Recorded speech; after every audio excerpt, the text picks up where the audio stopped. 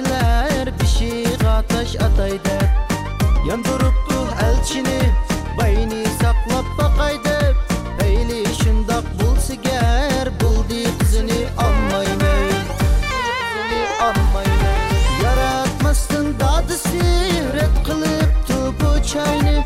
Kılmakçıken ki oğul tipi olsa bir bayını. Yaratmasın dadısı ret kılıptı bu çayını. Kılmakçıken ki oğul tipi olsa bir bayını. Üzüp versem bulgudek asmandaki şu aynı.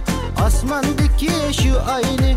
Gelmeydiken kolum din buldu kızını almayın. Almayma kızını almayma. Berip bay koyasın. Büyük elce etken toğu nim boldu?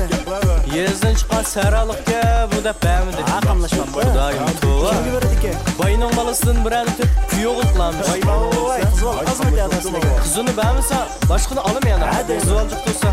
Almayma.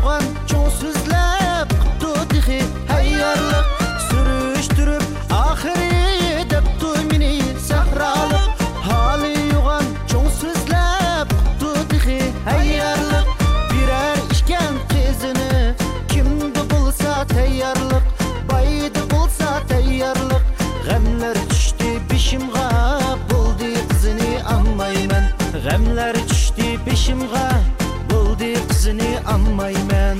Elchi qo'ysam alay deb yaratmabdi gadoy deb. Yana kelsa elchilar beshig'a tash ataydi. Yanduribdi elchini bayni saqlab baqay deb. Bayli shundoq bo'lsa gar bo'ldi qizini ammayman.